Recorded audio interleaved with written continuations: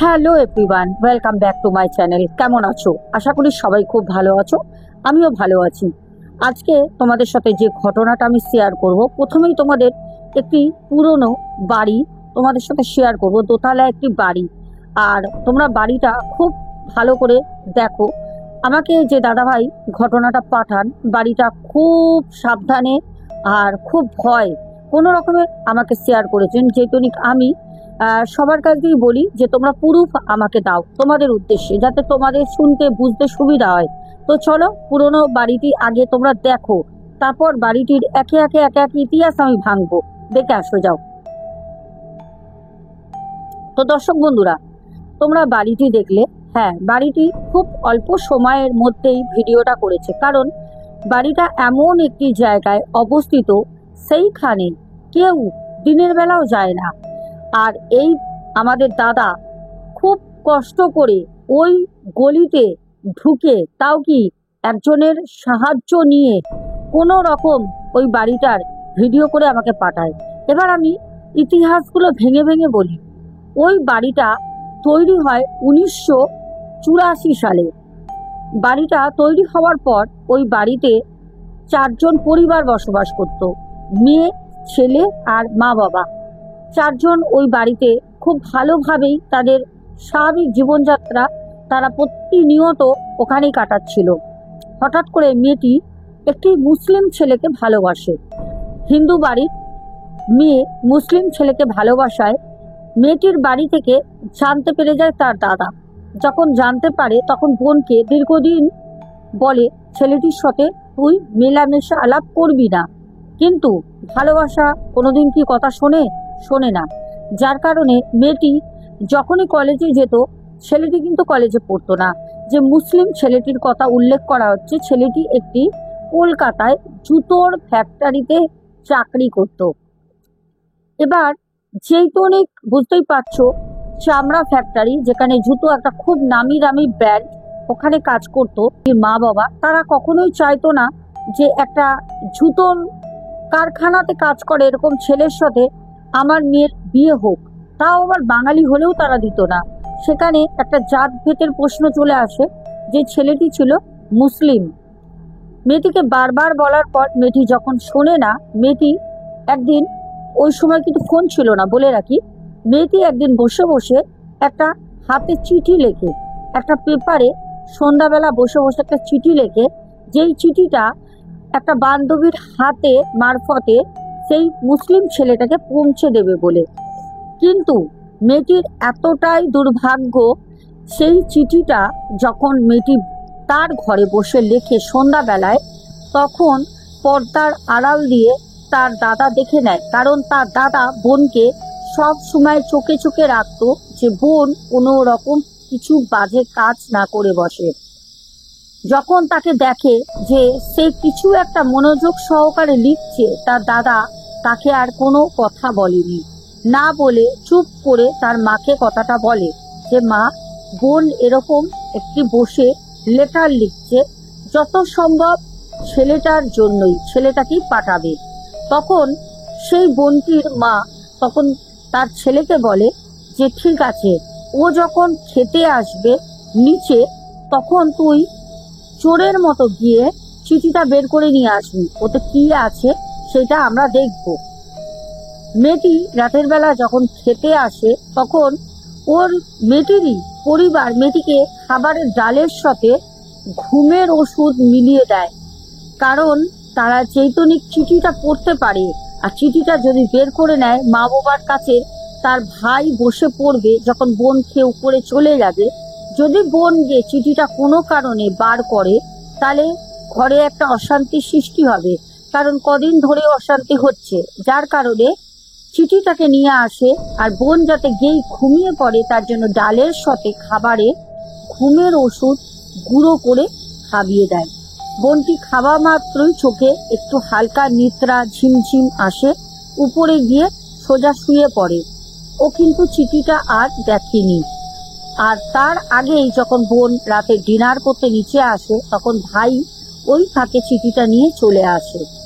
যখন বোন ঘুমিয়ে পড়ে রাতে ডিনার কমপ্লিট করে, তখন রাতের বেলা মা, বাবা আর তার ভাই বসে লেটারটি পড়ে।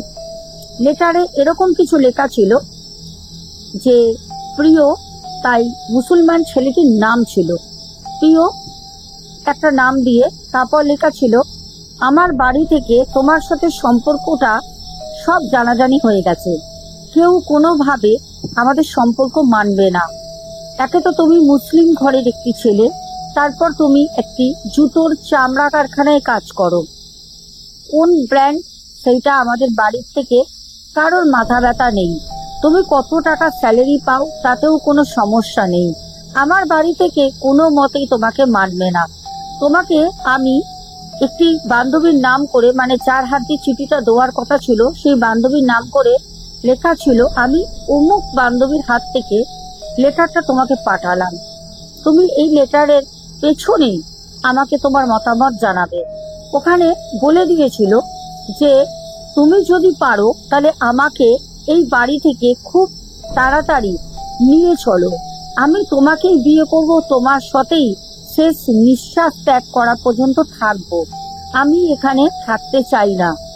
আমার অন্যত্র বিয়ের ব্যবস্থা করছে আমার বাবা, আমার জেঠু, আমার কাকু, আমার মামাদের আমার বিয়ের জন্য পাত্র দেখা ওরা শুরু করে দিয়েছে। আমাকে যেরম করে হোক এখান থেকে তুমি বার করো, না হলে আমার শেষ মৃত্যু, আমি নিজেকে শেষ করে দেবো। এইটা লেখা ছিল ওই চিঠির মধ্যে, যেটা তার পরিবারের লোক সবাই জেনে নেয়। জানার পর ওই লেটারটা ওখানে রেখে আসে।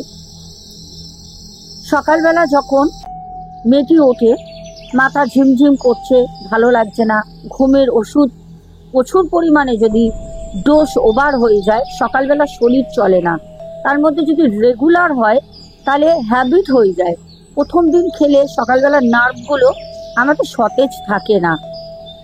বোন বুঝতে পারে না। বোন উঠে যখন মায়ের কাছে নিচে আসে সকালে ব্রেকফাস্ট করতে, তখন তার মা বলে যে দেখ, আজকে তুই কলেজ যাস না, আজকে বাড়িতে থাক। কিন্তু বোনটিকে তো কলেজে যেতেই হবে, কারণ কলেজে যদি না যায় তাহলে কিভাবে সেই বান্ধবীর হাত থেকে চিঠিটা তার ভালোবাসার মানুষটার কাছে পৌঁছবে।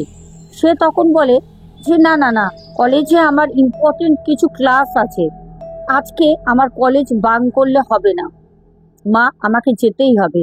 বাড়ির লোক আগে থেকে সবটা জানে। বাড়ির লোক তখন বলল, ঠিক আছে, তুমি যদি জোর করে যেতে চাও তাহলে যাও, আমাদের কোনো আপত্তি নেই। কিন্তু বাড়ির লোক আগে তো সব জেনেই নিয়েছে। বোনটি প্রত্যেক দিনের মতো সময় করে বার হয়, বান্ধবীর হাতে ঠিক চিঠিটা পৌঁছয়। বান্ধবীকে বলে যে তুই কলেজে একটু দেরি করে আসবি, আমি দেখা করতে পারবো না, কারণ আমার বাড়িতে আমার ভাই, আমার বাবা, আরো কিছু মানুষকে আমার পাড়ার বলে রেখেছে যারা আমাকে ফলো করছে। তোর সাথে কথা বললে কোনো অসুবিধা নেই, তুই চিঠিটা দিয়ে দিস। সেই বান্ধবীর হাতে বোনটি চিঠি দিয়ে চলে যায়। সেই বান্ধবী গিয়ে সেই ছেলেটিকে, সেই মুসলিম ছেলেটিকে চিঠিটা দেয়। সেই ছেলেটি চিঠির পেছনে কি লেখে এবার বলি। সেই ছেলেটি লেখে, আমার বাড়িতে তোমাকে মেনে নেবে, তোমার কোনো সমস্যা নেই।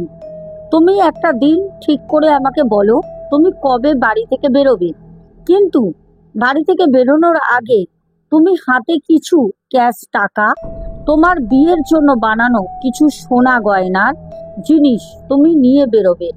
কারণ এই মুহূর্তে আমি যেখানে চাকরি করি ওখান থেকে একটা মোটা অ্যামাউন্ট আমি তুলতে পারবো না। হয়তো 2 মাসের অ্যাডভান্স স্যালারি আমি নিয়ে তোমাকে নিয়ে আমি মুর্শিদাবাদ চলে যাব। মুর্শিদাবাদে আমার কাকার ছেলে থাকে, ওখানে গিয়ে আমরা থাকবো। তারপর ওইখান থেকে আমরা পরে আমার বাড়ি আসবো। তোমার বাবা মা কিছু করতে পারবে না, কারণ তোমার বয়স 18 পেরিয়ে গেছে। এখন পুলিশ করলেও তুমি এখন নাবালিকা নেই, তুমি মানে সাবলীক হয়ে গেছো।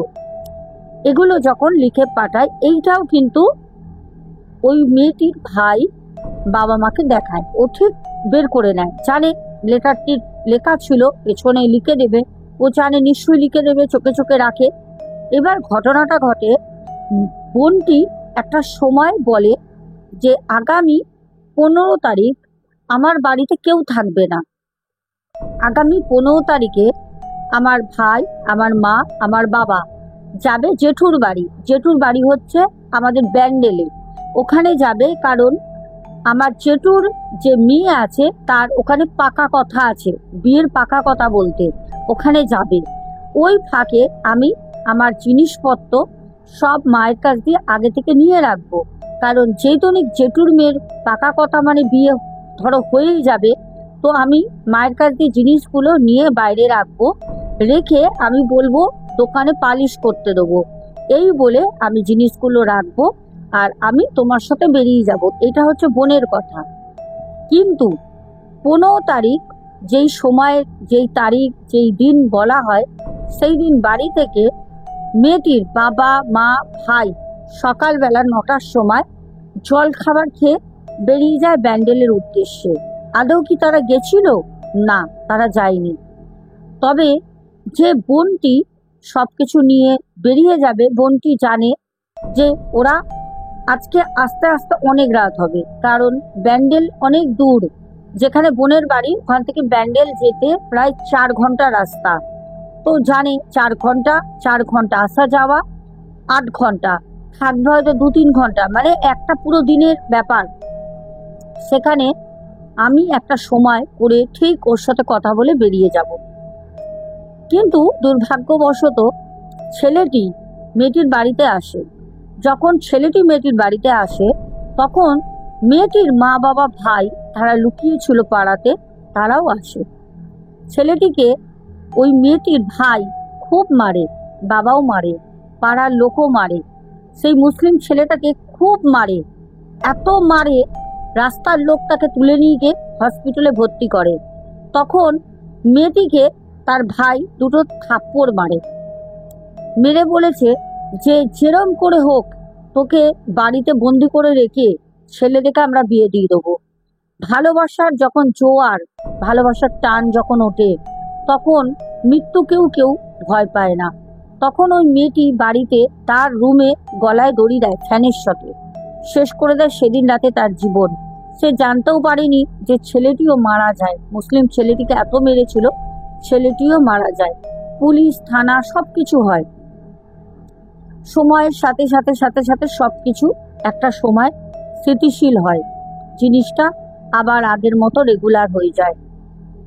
তারপর ওই বাড়িতে দোতলায় কেউ উঠতো না, কারণ দোতলায় যখনই কেউ সিঁড়ি দিয়ে উঠতো, কাজের বউ যখন দোতলার ঘর পরিষ্কার করবে, ঝাড় দেবে বা মুছবে, তখনই ওই যে মেয়েটি মানে বোনটির যে রুমে থাকতো, যেখানে সে তার নিজের জীবনটা দেয়, সেই রুম থেকে গুনগুন করে গানের শব্দ আসতো। কারণ ওই বোন বসে বসে একা একা যখন গান করতো, তখন মানে ওর একটা হ্যাবিট ছিল, ও বসে বসে গান করতো আর ওর গানের গলা খুব সুন্দর ছিল। কিন্তু বোনটি কোনো জায়গায় গান শেখেনি, কিন্তু গান শুনে গান খুব সুন্দর ও মুখস্থ করতো আর ও বসে বসে গান করতো গুনগুন করে। কিন্তু মৃত্যুর পর ওই উপরে কেউ উঠতে পারতো না, কারণ কেউ উঠতে গেলেই শুনতো সেই বোনটি বসে বসে গান করছে। কিন্তু এটা কিভাবে সম্ভব? মেয়েটি তো নিজেকে শেষ করে দিয়েছে, তার রুমেই সেই ফ্যানেই ওর জীবনটা দিয়েছে, কিন্তু পরিষ্কার গান করার শব্দ দিনের বেলায় শোনা যেত। কাজের যে বউ ছিল বাড়িতে, সে বলল আমি উপরে কোনো কাজ করতে যাব না, কারণ আমার ভয় লাগে। এরকম করে 2-3টে কাজের লোক আসে, কিন্তু সবাই ওই গানের গুনগুন গুনগুন করে শব্দ শুনতো। একে একে একে একে সবাই কাজ ছেড়ে দেয়। একটা সময় এরকম পরিস্থিতি হয় যে কাজের লোকরা আসতো, তারা নিচের ঘর পরিষ্কার করত, উপরে কেউ যেত না, সিঁড়িও মোছা হতো না, উপরে ঘর ব্যবহার হতো না, ছাদে কেউ যেত না। আর আমরা বরাবর একটা জিনিস জানি, বন্ধ বাড়ি, ফাঁকা বাড়ি, যেখানে পায়ের ধুলো পড়ে না, যেখানে মানুষের আনাগোনা নেই, যেখানে ধূপ ধুনো দেওয়া হয় না, যেখানে চলাচল হয় না, সেখানে দীর্ঘদিন পড়ে থাকতে থাকতে খারাপ জিনিস বাসা বাঁধে। তো আস্তে আস্তে উপরটা একদম খারাপ হয়ে যায়। আস্তে আস্তে নিচে যখন ভাই মা বাবা থাকতো, তাদেরই নিজেদের ঘরে থাকতে খুব ভয় লাগতো, নিজেদের ঘরে তারা থাকতো না। হঠাৎ একটা সময় যে ভাইটি ছিল, সে ভাইটি তার নিচের ঘরে নিজে সুসাইড করলো। পাড়ার লোক সবাই অবাক যে ছেলেটি কেন সুসাইড করলো। মেয়েটির একটা কারণ ছিল, একটা মুসলিম ছেলেকে ভালোবেসেছে, পালাতে পারিনি, মারধর করেছে। কারণ দেখো, যখন একটা মেয়ে মনে করে যে আজকে আমি পালিয়ে যাব, আজকে ওর সাথে সংসার করব, আমরা মন্দিরে বিয়ে করব, আমরা এরকম জায়গায় থাকবো, আমাদের এরকম একটা ঘর হবে, একটা স্বপ্ন যখন কেউ বুনে নেয় না, সেই স্বপ্নটা যখন তার সত্যি হয় না, তখন ভিতর থেকে না সে মরে যায়। হয়তো জীবিত একটা দেখছো মানুষ দাঁড়িয়ে আছে, কিন্তু তার যখন স্বপ্নটা নষ্ট হয়ে গেছে, ভেঙে গেছে, তখন ভিতর থেকে না সেই মানুষটা শেষ। তার জন্য মেয়েটা সুসাইড করে, এটা পাড়ার লোকের কাছে ক্লিয়ার। বাট তার ভাই কিসের জন্য সুসাইড করলো, এইটা কিন্তু আজ পর্যন্ত কেউ জানে না। তারপর তার মা ঠিক এক মাস পর 3 তারিখে ছেলেটি মারা যায়, 3 তারিখে তার মা মারা গেল। হঠাৎ রয়ে গেল তার বাবা। বাবার তখন বয়স হচ্ছে 56 বছর। বাবা একা একা কি করবে, থাকতে পারে না ঘরে। পাড়ার লোক ভয়তে ওই গলি দিয়ে যাওয়া আসা করে না, অন্য গলি দিয়ে ঘুরে আশেপাশে বাড়ি আছে তারা যায়, ওখান থেকে আর কেউ যায় না। ওই গলি মানুষ ছেড়ে দিল, কারণ মানুষ বলে ওই গলি দিয়ে গেলে পারে আমাদের গায়ে একটা মানে ভার হয়ে যেত, কাটা কাটা দিত, মনে হতো যেন আমাদেরকে কেউ যেন মানে ধাওয়া করছে, মানে শরীর ভার হয়ে যেত, কেউ ওখান থেকে আসা যাওয়া করতো না।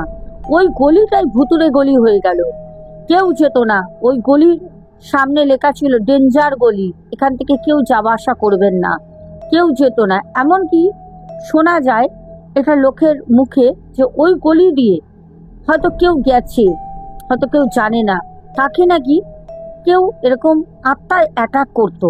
তার শরীর খারাপ, জ্বর, হসপিটালাইজড হতো, হসপিটালে কোনো ডাক্তারের মেডিসিনে কাজ হতো না, বাড়িতে এনে তারপর তান্ত্রিক ও ঝা জ্যোতিষী করতে হতো। তাই বলতো যে ওইখান থেকে গেলেই ওই বাড়ির কেউ না কেউ ধরে, মানে মেয়ে, কোনো মেয়ে বা ছেলে যেই যাক মানে অ্যাটাক করে। ওই গলিটা হয়ে গেল ভুতুরে গলি। বাবাটি একা ছিল, সাহস করে থাকতো। রাতের বেলা বাবাটি খুব চিৎকার করতো, বাছা বাছা, আমাকে কে আছিস বাছা। আশেপাশে যারা ছিল তাদের নাম নিয়ে নিয়ে চিৎকার করতো, কিন্তু কেউ শুনলেও ওনাকে বাঁচাতেও আসতো না, বাড়িতেও আসতো না। কারণ সবাই জানতো যে এই বাড়িটা হচ্ছে ভূতের বাড়ি, এখানে যাওয়া যাবে না। পাশের লোক বাড়ি বিক্রি করে দিয়ে চলে যায়, পাশের লোক সেই বাড়ি বিক্রি করে দেয়, কারণ তারা বলতো আমাদের ভয় করে। তারা কি দেখতো সেটা এখনো পর্যন্ত ক্লিয়ার না, কিন্তু তারা বলতো আমাদের ভয় করে। তারপর আস্তে আস্তে আস্তে আস্তে সেই পরিবারের যে বাবা ছিল প্রায় 2 বছর, বাবাকে কেউ বাইরে দেখতো না। বাবা খায় কি, বাবা একা একা ঘরে রান্না করে, বাবার অবস্থা কিরকম। একদিন কাকারা আসলো, কাকারা এসে গলির বাইরে দাঁড়িয়ে আছে, ডাকছে বাবার নাম করে। উনি তো হন্তমন্ত হয়ে, 2 বছর ধরে কেউ আসে না, বউ নেই, ছেলে নেই, মেয়ে নেই, কেউ নেই, বেরিয়ে হাউমাউ করে রাস্তায় কাঁদছে, বলছে ভাই আয়, এ ভাই আয়। ভাই বলছে, মানে কাকা বলছে, আমি যাব না, তুই কেমন আছিস, আমি এক্ষুনি চলে যাব। কাকা গাড়ি নিয়ে এসছে, 4 চাকা রাস্তার ওপারে দাঁড় করিয়ে দেখা করতে এসছে। ভাবো, বাড়িতে যাবে না, রাস্তা দিয়ে দেখা করে চলে যাবে। তখন সেই ভাইটির বাবা, সেই বোনটির বাবা তখন খুব কেঁদে বলে, আমি কি পাপ করেছিলাম, সবাই মারা গেল একে একে, আমাকে কেন কেউ নিয়ে নিচ্ছে না, ভগবান তুমি আমায় তুলে নাও।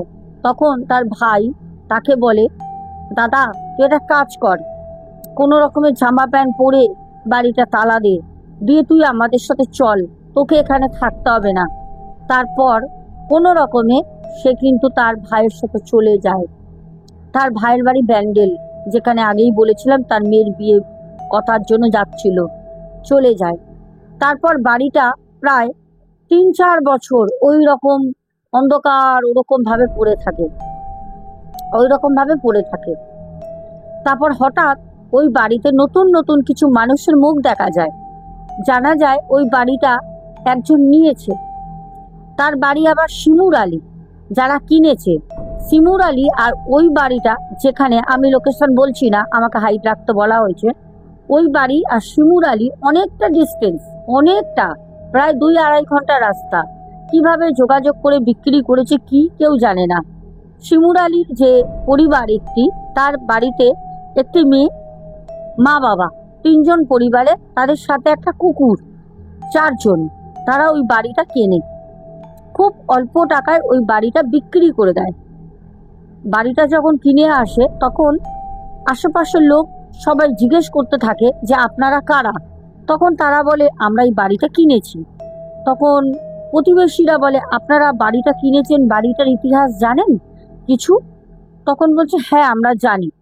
তখন বলছে আচ্ছা, তাহলে তো আর কিছু বলার নেই। তারা ওই বাড়িতে মাস 2 ছিল।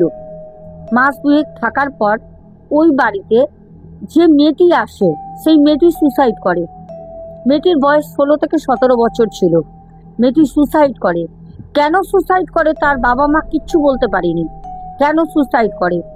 যখন মেয়েটির সুসাইড করে মেয়েটির মা বাবা, তখন ওই বাড়িটা বিক্রি করে দেয় অন্য লোককে বিক্রি করে দিয়ে খুব কম দামে, যা কিনেছিল তারও কমে বিক্রি করে দেয়। তাও কাকে জানো? একটা প্রমোটারকে। প্রমোটাররা অপেক্ষায় থাকে যে কম দামে বাড়ি জমি কোথায় পাওয়া যায়, সে ভূত প্রেত যাই হোক। দেখো, অনেক মানুষ ভূত প্রেত আত্মা বিশ্বাস করে না, কিন্তু আত্মা থাকে, আত্মা আছে, আত্মা আজীবন থাকবে। পৃথিবীতে যখন ভগবান আছে তখন আত্মাও আছে, আত্মার অস্তিত্ব। কারণ এত মানুষ মারা গেলে সেই মানুষের আত্মাগুলো কোথায় যায়? শরীর তো জ্বলে যায়, মাটিতে কবর দেওয়া হয়, শরীরটা নষ্ট হয়ে যায়, আত্মার তো শেষ নেই। আত্মা বারবার শুধু শরীর পাল্টায়। জামা কাপড় যেরকম আমরা পরিবর্তন করি, সেরকম আত্মা দেহ পাল্টায়, পাল্টে পাল্টে আসে আত্মা। তবে কারা আসে? যারা সময় মতো ন্যাশনাল ডেট হয়, যাদের কর্ম ভালো থাকে, যারা মানুষের সাথে ভালো বিহেভিয়ার করে, চিটিংবাজি, ছিনতাই, ডাকাতি, লোককে অদব্য ভাষায় গালিগালাজ এইসব করে না, যাদের কর্মফল ভালো থাকে, তারাই কিন্তু জন্ম হয়। আর যারা সারা জীবন মানুষের পেছনে শুধু লেগে বেড়ায়, যারা মানুষের ক্ষতি করে, লোকের টেনে খাওয়া, লোককে মারা ধরা, চিটিংবাজি করা, গরিবের চোখের কান্নার জল বের করা, তাদের মৃত্যু হয় না। সেই আত্মাগুলো কোথায় যায়? তার মধ্যে যারা অপঘাতে সুসাইড করে, মানে অপঘাতে মৃত্যু, তাদের আত্মাগুলো থাকে, তাদের আত্মাগুলো জন্ম নেয় না, ঘুরে বেড়ায় ব্রহ্মাণ্ডে। আত্মা কথা বলে, জানো? আত্মা কথা বলে। তাহলে কথাটা কে বলছে? একটা ঘরে তুমি একা বসে আছো, তুমি কারোর নাম করে, কেউ মারা গেছে রিসেন্ট, তুমি তাকে ডেকেছো, সেই আত্মাটা এসে তোমার সাথে কথা বলে। শোনো, সামনে ঘটনাটা বলছি, শোনো, তাহলে বুঝবে। তো সেই প্রমোটার বাড়িটা কিনে নেয়। প্রমোটার বিশ্বাস করে না, প্রমোটার বলে এইসব ফালতু কথা, ভূত ফুত কিছু নেই, এগুলো স্বাভাবিক মৃত্যু ছিল, এগুলো পাড়ার লোক রটিয়েছে। ভালো কথা। প্রমোটার নেয়, নিয়ে বাড়িটা ফেলে রেখে দেয়। এবার যেহেতু বন জঙ্গল অনেক হয়ে গেছে, একটি বয়স্ক লোককে বলে তুমি এই বন জঙ্গলগুলো পরিষ্কার করো, কারণ প্রমোটার চাইছে বাড়িটা ভালো দামে সেল করে দিতে। তো এত জঙ্গল হলে পারে লোকে তো দেখে একটা পছন্দ হয় না, এমনি তো ভুতুরে বাড়ি। দেখবে একটা জিনিস আমি তোমাদের বলি, যে মদ খায়, প্রত্যেক দিন যে নেশা করে, সে সকালবেলা তুমি তাকে দেখলে তুমি বলে দেবে এই মানুষটা হচ্ছে ড্রিঙ্ক করে। তার চোখ মুখ, তার মুখের একটা অ্যাটিটিউড আলাদা হয়। যে হয় মাতাল, আর যে নেশা করে বছরে 1-2 বার, তাকে দেখে বলতে পারবে না যে এ নেশারি, এ মাতাল, এ নেশা করে। যে প্রত্যেকদিন নেশা করে না, তাকে দেখলে বোঝা যায় যে এ নেশা করে। তো সেখানে দাঁড়িয়ে ওই যে বাড়িটা, ওই বাড়িটা সাধারণ পাবলিক দেখেই বলে দিত যে এটা ভুতুরে বাড়ি, এই বাড়িটায় কিছু তো আছে, দেখলেই বোঝা যেত। তো প্রমোটার একটি বয়স্ক লোককে রাখে জঙ্গল পরিষ্কার করার জন্য। সেই কাকা জঙ্গল পরিষ্কার করতে আসে। প্রথম দিন ভালো জঙ্গল কেটে যায় সামনেরটা, পেছনে যখন পরের দিন জঙ্গল কাটতে আসে দেখে একটি মেয়ে গলায় দড়ি দিয়ে ঝুলছে, ওপরে জানলা খোলা, জানলা দিয়ে দেখা যাচ্ছে। সে বলছে কি হলো, পাঁচিলের ওপর উঠেছে, যখন পাঁচিলে উঠে বড় বড় গাছ হয়ে গেছে, বট বৃক্ষ, সেই গাছগুলো পাঁচিলে বসে বসে কাটছে। কারণ প্রমোটার বলেছে গোড়া দিয়ে পুরো তুমি গাছ তুলবে, কারণ নারে পাঁচিল ফাটিয়ে দেবে। তখন বারবার তার চোখ যায় ওই দোতলা উপরে ঘরটার জানলা খোলা, আর জানলাগুলো খুলে রেখেছে যাতে হাওয়া বাতাস আসে ঢোকে। কেন প্রমোটারও জানে যে এটা ভালো না জায়গা, প্রমোটার তো জেনেই কিনেছে। তখন উপর দিকে যখন তাকিয়ে থাকে তখন দেখে একটি মেয়ে সাদা রঙের ফ্রক পরা, হাঁটু পর্যন্ত, মেয়েটি ঝুলছে গলায় দড়ি দিয়ে। প্রমোটার এই দৃশ্য দেখে সেই বয়স্ক কাকা কোনো রকমে পালিয়ে গিয়ে প্রমোটার যে মোড়ের মাথায় আড্ডা দেয় ওখানে গিয়ে সব বলে। তখন প্রমোটার বলে, হ্যাঁ বুড়ো, তুমি কি ভুলভাল বলছো? হ্যাঁ, ওই বাড়িতে কিচ্ছু নেই, যত সব ভুলভাল হাবিজাবি কথা। ওই বাড়িতে ভূত আছে, ওই বাড়িতে কিচ্ছু নেই, ভূত প্রেত এইসব ফালতু কথা। যখন বলে যে ওই বাড়িতে ফালতু কথা, ওখানে কিছু নেই, তখন প্রমোটার বলে না, এই বাড়ি বিক্রি করে দিতে হবে, কোনো মতে রাখলে হবে না। তখন প্রমোটার একজন তান্ত্রিকের সাথে কথা বলে যে বাড়িটা আমি খুব দামে বিক্রি করব, এই বাড়িটা কোনোভাবে তুমি যা আছে এখান থেকে তুমি একে তাড়াও। খুব ভালো কথা, তাড়াতে বলেছে। এবার সেই তান্ত্রিক কি করে, তার ছেলেকে তখন তান্ত্রিক ক্রিয়া শেখাচ্ছে। সেই তান্ত্রিক অভিজ্ঞ বয়স্ক ক্রিয়া শেখাচ্ছে ছেলেকে। এবার সেই ছেলেকে বলে যে বাবা, তুই ওই বাড়িতে গিয়ে দেখ বাড়িতে কি আছে, তোকে তো আমি বিদ্যে শিখিয়েছি, তুই পারবি, যা। ছেলে আসে বাবার কথা শুনে। ছেলে কি করে, একা এসে ওই ঘরে দোতলায় বসে, কারণ প্রথম যার বাড়ি ছিল, যে বাড়ি করেছিল প্রথম, সেই মেয়েটি কিন্তু গলায় দড়ি দিয়ে ওপরের ঘরে মারা গেছিল। তো তখন সেই যে তান্ত্রিক তার ছেলে ওপরের ঘরে বসে বসে তন্ত্রক্রিয়া করে বলে যে আশেপাশে যদি কোনো আত্মা থাকো আমার সাথে কথা বলো, আমি দেখতে চাই যে কে আছো আশেপাশে, আমার সাথে কথা বলো। তখন একসঙ্গে যতগুলো মানুষ ওই বাড়িতে মারা গেছে, ছেলেটি, মেয়েটির ভাই, মেয়েটি, তারপরের মেয়েটি, 3টে আত্মা একবারে ওই তান্ত্রিকের ছেলের কাছে এসে দাঁড়ায়। যখন এসে দাঁড়ায় তখন বলছে তোমাদের নাম কি? তখন ওরা নাম বলে। তখন বলছে তোমরা এখানে আছো কেন, তোমরা চলে যাও। বলছে আমরা এই বাড়িতেই থাকবো, আমরা এখান থেকে যাব না। তোমাদের আমি বাড়িটা দেখালাম, বাড়িটা আজও পড়ে রয়েছে, ওই গলি দিয়ে কেউ যাওয়া আসা করে না। খুব খুব ভয় আমাকে কোনো রকমে ওই বাড়িটার ভিডিও করে দিয়েছিল একটুখানি। আর ওই যে একটা সময় দেখবে ওখানটা লাইট জ্বলছে, টিউব লাইট, ওই প্রমোটার ওখানে ঠাকুর বসিয়ে ওই দিন রাত লাইটটাকে জ্বালিয়ে রেখে দেয়, যাতে লোক ওখান দিয়ে আসা যাওয়া করে, আস্তে আস্তে সবার মুখে মুখে যেন মুছে যায়। লাইট টাইট জ্বললে লোকে ওখানে আড্ডা ঠাড্ডা দেবে, এটা গলির মুখ তো, কিন্তু ওখান থেকে এখনো কেউ যাওয়া আসা করে না। এই হচ্ছে আজকের ঘটনা। কেমন লাগলো ঘটনাটা অবশ্যই কমেন্টে জানাবে। চলো এবার তোমাদের আমি গতকাল রাতের ঘটনার কমেন্টের কারা কারা কমেন্ট করেছো নামগুলো বলি। ফার্স্ট কমেন্ট করেছো পল্লবী মল্লিক, আচ্ছা। তারপরে সুনীল ভট্টাচার্য, আচ্ছা সুনীল বাবু আপনি বলেছেন ভূতেরা মনে হয় রমা ম্যাডামকে খুব ভালোবাসে আর তাই ওনাকে বারবার দেখা দেয়। দেখুন আপনাকে আমি উত্তরও দিয়েছি, তাও আমি বলছি সুনীল বাবু, অ্যাকচুয়ালি দেখুন ভগবানকে আমরা পুজো সবাই করি, ভগবান কি সবার ফুল জল সবসময় কি নেন না? ভগবান কি সবাইকে দেখা দেন না? ভগবানের আশীর্বাদ কি সবাই পান না? কখনোই না। ঠিক সেই রকমই অনেক মানুষ থাকে যাদের গ্রহ নক্ষত্রটাই এরকম থাকে, যারা ভূত প্রেতকে দেখতে পারে। আচ্ছা, তারপর লিপিকা বেরা দিদিভাই কমেন্ট করেছো, তারপরে কিউট দিশা ব্লগ, তারপর সন্তুর দুনিয়া, লিপিকা বেরা দিদিভাই আবারও কমেন্ট করেছো, তারপর মৌসুমী অধিকারী, এসদেব রয়, পরপর দুটো কমেন্ট করেছো। তারপরে শুভঙ্কর ঘোড়ই, শুভঙ্কর ভাই আমাদের ময়না থেকে, মেদিনীপুর ময়না থেকে দারুণ একটি ঘটনা পাঠিয়েছেন ওনার আর ওনার দাদুর। আমি গতকাল তোমাদের ঘটনাটা শেয়ার করব। তারপর বলবে ভূত নেই।